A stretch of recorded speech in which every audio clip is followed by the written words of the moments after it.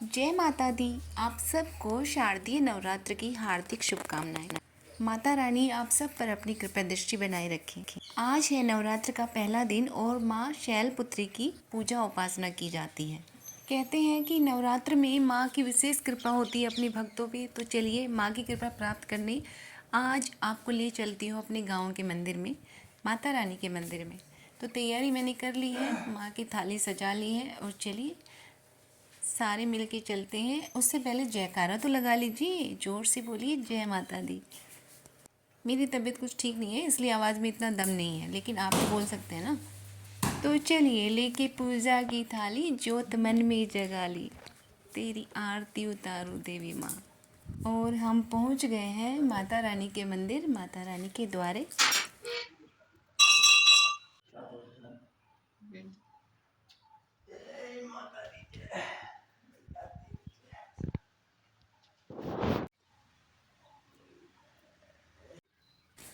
पूजा करने के लिए बैठे तो यहाँ का नज़ारा कुछ अच्छा नहीं लगा। इतनी सारी बालू चींटी जो है वहाँ पे आई हुई थी, क्योंकि मुझे समझ नहीं आती एक चीज़। यहाँ पे मंदिरों में लोग अनाज क्यों रख के जाते हैं? माता की मूर्ति हो चाहे किसी भी भगवान की मूर्ति हो, वहाँ पे अनाज, रोटियाँ, ये सारी चीज़ें क्यों रख के जाते हैं, कुछ समझ नहीं आता। और यहाँ तक कि जो मूर्ति होती है उसको भोग भी लगा जाते हैं। तो मेरा मन नहीं हुआ कि वहाँ पे मैं बिना साफ़ किए ऐसे ही बस अपनी फॉर्मेलिटी सी पूरी कर जाऊँ। तो मैंने सोचा चलो भाई, आज मुझे मौका मिला है, ये सौभाग्य मिला है कि मुझे माता रानी के मंदिर में थोड़ी सी सफाई करनी है। और फिर ये सोचकर मैंने अपनी पूजा की थाली एक साइड में रखी और यहाँ से सफाई शुरू कर दी। साथ में मैंने उनको भी बोला कि जब तक मैं अंदर से साफ़ करती हूँ आप बाहर झाड़ू लगा लीजिए, क्योंकि बाहर भी बहुत गंदा हो रखा था। ऐसे लगता है जैसे कई दिन से कुछ साफ़ ही नहीं हुआ है। तो इन्होंने भी मदद की और ये बाहर झाड़ू लगाने लग गए।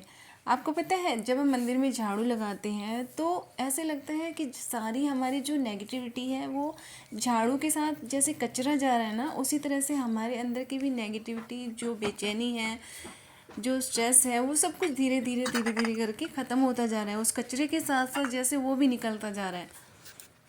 ये मेरा अपना एक्सपीरियंस है। आप लोग जब करेंगे तो आपको क्या एक्सपीरियंस होगा वो तो आप ही देख सकते हैं, लेकिन एक बार करके ज़रूर देखिएगा। ऐसे लगता है जैसे ये काम करते करते हैं हमारी लाइफ की बहुत सारी प्रॉब्लम इस कचरे के साथ साथ बाहर निकलती जा रही है हमारी ज़िंदगी से। और ये काफ़ी अच्छा एक अलौकिक अनुभव कह सकते हैं हम, जिसमें एक सुकून है, एक शांति है, मन में एक संतुष्टि है कि हाँ हम कुछ अच्छा कर रहे हैं। तो झाड़ू से सारी सफाई करने के बाद मैंने देखा कि जो ग्लास लगा हुआ है वो भी पूरी तरह से गंदा हो रखा है, इतना चिकना हो रखा था, जगह जगह भोग के निशान लगे हुए थे। बस ऐसे लगता है जैसे माता रानी अभी खा लेगी भक्तों के हाथ से। इस तरह से उन्हें लड्डू, बर्फी, पूरी, हलवा सब कुछ खिला रखा था और ये पूरा ग्लास गंदा हो रखा था। तो साथ में कुछ कपड़ा तो मुझे नज़र नहीं आया वहाँ पे, जो एक दो कपड़े देखे वो गंदे पड़े थे। तो इन्होंने जो टॉवल ले रखा था उसी को मैंने ले लिया और उससे अच्छे से मैंने इस ग्लास को साफ़ कर दिया और पूरी तरह से ये चमक गया। फिर अच्छे से रगड़ रगड़ के मैंने इसको पानी से गीला करके अच्छे से साफ़ किया और पूरी तरह से चमक गया। ये ऐसा लग रहा था जैसे खाली ये ग्लास नहीं चमक रहा, मेरी किस्मत भी चमकने वाली है। देखते हैं क्या चमत्कार होने वाला है। अंदर से इतना मतलब हल्का हल्का सा फील हो रहा था, सब कुछ अच्छा अच्छा सा लग रहा था। एक अजीब सी अनुभूति हो रही थी कि जैसे नहीं पता लाइफ में क्या कुछ कुछ बहुत कुछ अच्छा होने वाला है, बस मुझे ऐसा महसूस हो रहा था। जबकि उस टाइम मैंने माता रानी के आगे कोई इच्छा भी नहीं रखी थी कि हाँ मेरी ये विश पूरी करनी है आपको। मेरा ध्यान तो खाली उस गंदगी पे था और मैं खाली बस उसको साफ़ कर रही थी। लेकिन अंदर से इतना अच्छा फील होता चला गया कि उसका मुझे कुछ समझ ही नहीं आया। तो सारी सफाई हो चुकी थी, मन इतना खुश हो रहा था और खुशी खुशी में मैंने माता रानी के आगे ही दीपक जलाया, माता रानी को भोग लगाया और मन मन से अंदर से इतनी खुशी, इतना प्रसन्न हो रहा था मन कि बस मैं बता नहीं सकती आपको। ऐसे लग रहा था मेरा पहला नवरात्र बहुत ही अच्छा गया है और माता रानी ने बस मुझे आशीर्वाद दे दिया है। फिर अच्छे से सुकून से शांति के साथ माता रानी की आरती की, सारी पूजा की और लग रहा था कि माता रानी बस मुझे आशीर्वाद दिए जा रही है। और माँ से मैंने यही प्रार्थना की कि बस अपनी कृपा दृष्टि हमेशा वो मुझ पर इसी तरह से रखें, और खाली मुझ पर ही नहीं, सबके ऊपर अपनी कृपा दृष्टि रखें। तो इस तरह से मेरे नवरात्र की शुरुआत बहुत ही अच्छी हुई। क्योंकि इस बार तबीयत ख़राब होने की वजह से मुझे यूँ लग रहा था कि पता नहीं मैं कुछ कर पाऊँगी या नहीं कर पाऊँगी, लेकिन मुझे नहीं पता था कि माता रानी ने मेरे लिए इतना कुछ सोच के रखा हुआ है। और इसलिए मेरा ये विश्वास और मजबूत होता चला जाता है कि माता रानी जो कुछ भी करती है ना, हमेशा अच्छा करती हैं। चाहे मुझे लगे या दुनिया को लगे कि हाँ इसके साथ बुरा हुआ है, इसके साथ बहुत बुरा हुआ है, लेकिन उसमें भी कुछ अच्छाई छुपी होती है। और बस माता रानी से यही प्रार्थना है कि मेरा जो विश्वास है वो मजबूत होता होता होता चला जाए, वो विश्वास मेरा कभी भी ना डगमगाए। तो इस तरह से मेरी माता रानी की पूजा संपन्न हुई, अच्छे से पूजा की। और मंदिर में आने के बाद हमेशा मेरे साथ होता है कि मेरा वापस जाने का मन नहीं करता, लेकिन वापस तो जाना है ना। तो चलिए, और ये हमारे मंदिर के बाहर तालाब है जो पानी का इस तरह से भरा हुआ है, काफ़ी सुंदर लगता है देखने में। उसके बाद फिर मैं घर से एक बिस्किट का पैकेट लेके आई थी कि मुझे कोई डॉगी वगैरह मिलेगा तो मैं उसे खिला दूँगी। तो कोई डॉगी नज़र नहीं आया, और मैं इधर उधर देख रही थी कि अब मैं वापस ले जाऊँ, क्या करूँ। और इतने में मुझे एक छोटा सा बच्चा नज़र आया और बिस्किट का पैकेट मैंने इसको दे दिया। फिर हम पहुँचे अपने बजरंगबली के पास, जो कि माता रानी की अगुवाई करते हैं। तो माता रानी की पूजा के साथ साथ इनकी पूजा भी बहुत ज़रूरी बनती है, क्योंकि हमारी जो भी मनोकामना होती है वो बजरंगबली तो माता रानी के पास पहुंचाते हैं, यही हमारे दूत का काम करते हैं। तो भाई, अगर आपकी कोई मनोकामना है तो अब नवरात्रों में बजरंगबली से सिफारिश ज़रूर लगा लीजिए।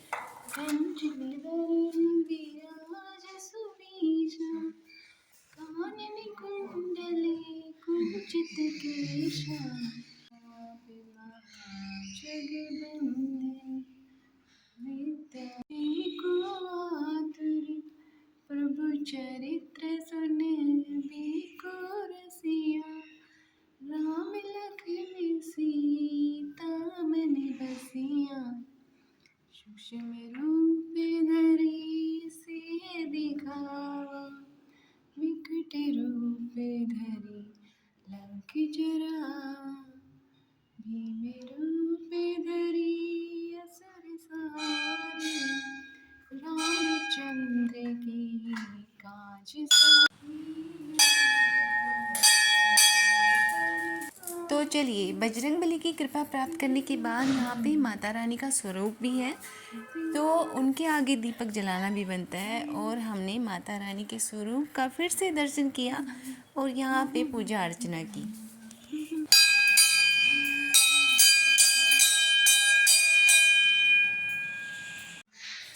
और माता रानी के पास से अब आ गए हम भोले बाबा के पास। हनुमान जी के मंदिर में यहाँ पे भोले बाबा भी विराजमान हैं, और यहाँ भी हम दीपक लगा देते हैं अपनी श्रद्धा और विश्वास का, और प्रार्थना करते हैं कि वो सब पर अपनी कृपा दृष्टि बनाए रखें। उसके बाद आ गए हम हारे का सहारा बाबा श्याम हमारा। तो श्याम बाबा का मंदिर भी नज़दीक है। जब हम माता रानी के मंदिर आते हैं तो इन सारे मंदिरों में आ जाते हैं, क्योंकि बिल्कुल पास पास में है।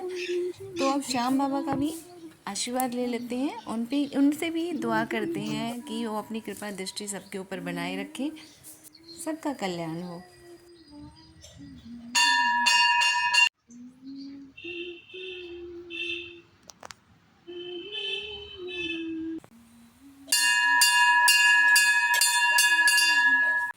और यहाँ मंदिर में मुझे ये दीदी मिली जिनको मैं नहीं जानती थी, लेकिन ये मुझे बहुत अच्छे से जानती हैं।